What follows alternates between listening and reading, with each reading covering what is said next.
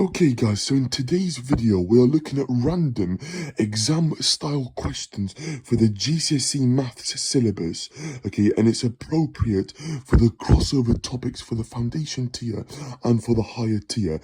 And these are random just exam style questions that are appropriate and I think quick easy marks that you can access in your maths GCSE exam that will help you boost your confidence and increase you potentially by the next grade or two, okay? So these are really important questions here that you want to smash in your exam, guys, and hone in your revision for your upcoming mocks or external examinations, okay, or internal assessments that you might have.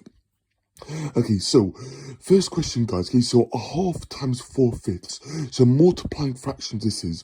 So I times the numerators together and I times the denominators together. I do 1 times 4, which is 4, and then 2 times 5, which is 10. So the answer I get, guys, is 4/10. Now that can be simplified by dividing top and bottom by 2. So I get 2/5, guys. Okay, dividing 4 by 2, I get 2, and dividing 10 by 2, I get 5. Okay, question number 2, expanding a single bracket. So I do 3 times 2x, which is 6x, and 3 times minus 5, which is minus 15. Okay, a positive times a negative gives a negative as a sign. Okay, so I'll put it here, guys. 3 times 2x is 6x, and 3 times minus 5 is negative 15. Question number 3, factorize this linear expression. Now, you should be thinking straight away, highest common factor. So what's the highest number that goes into, okay, these two numbers? That will be 5. Okay, 5 is the highest common factor, open bracket. So 5 times 2a gives me 10a, and then 5 times negative 5 gives me minus 25. Okay, 5 times negative 5 gives me negative 25, guys. Okay, and you can check by expanding this single bracket. Okay, these sort of questions are typically like 1 or 2 marks in the exam. Okay, so you want to absolutely like smash it and nail these sort of questions.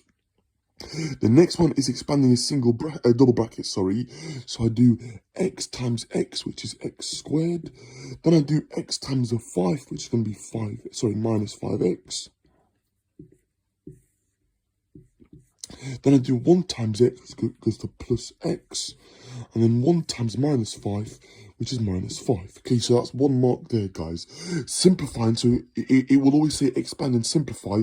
So collecting my like terms, minus 5x plus x goes to minus 4x. So I get x squared minus 4x minus 5, guys. Okay, so make sure that you're happy with that, guys, because I've seen a double bracket appear on every single exam board, whether it's OCR, AQA, or Edexcel, or even the IGCSE exam board, okay, for Pearson Edexcel. I've seen these always appear, so make sure that you're happy with expanding double brackets. Question number 5 is solving a 2-step equation, okay, or a 3-step equation, sorry. A 2-step, sorry, yeah. So you're minus x on both sides. Okay, you get x minus 30 is equal to 9. Okay, adding 30 to both sides to balance the equation. So adding 30 to both sides, we get that x is equal to 39. Okay, so make sure you're happy with how to solve equations. Whatever you do to one side, you must do the same to the other side, and you balance it respectively. So when a number or a letter crosses the other side, it changes sign. So you minus x on both sides, and then you add 30, okay, to both sides. Question number 6, evaluate this. Now, this one's a higher tier example explicitly. Okay, so higher tier only, this one. Okay, 27 over 8 to the power minus 2/3. So it's a negative indices. So I flip it. So I have 8 27ths to the power of 2/3. So I take the cube root of that, okay, which goes to 2/3. Okay, the cube root of 8 is 2, and the cube root of 27 is going to be 3. Okay, and then I'm going to raise it to the power of the numerator, which is 2. Okay, so I've done the negative part. So the negative power index flips it.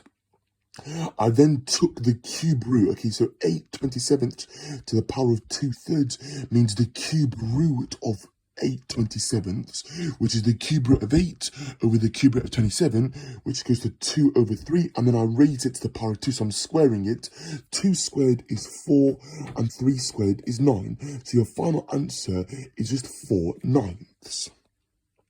Okay, and the last question today, guys, which always trips people up in the exam: evaluate x to the power of 0. Anything to the power of 0 in maths is always 1. Okay, so make a note of that. Anything in maths to the power of 0, any number or letter to the power of 0 is equal to 1, excluding 0 to the power of 0, of course. Okay. So that's today's video, guys. Okay, in summary, okay, so these are typical exam style questions that you want to hone in at, okay, and do lots of practice. Okay, I would advise practicing on Maths Genie and Corbett Maths, okay, and even Maths Watch. They have lots of practice here for these sort of questions. Okay, thanks for watching today's video, guys, and I'll see you in the next one. Okay, bye for now.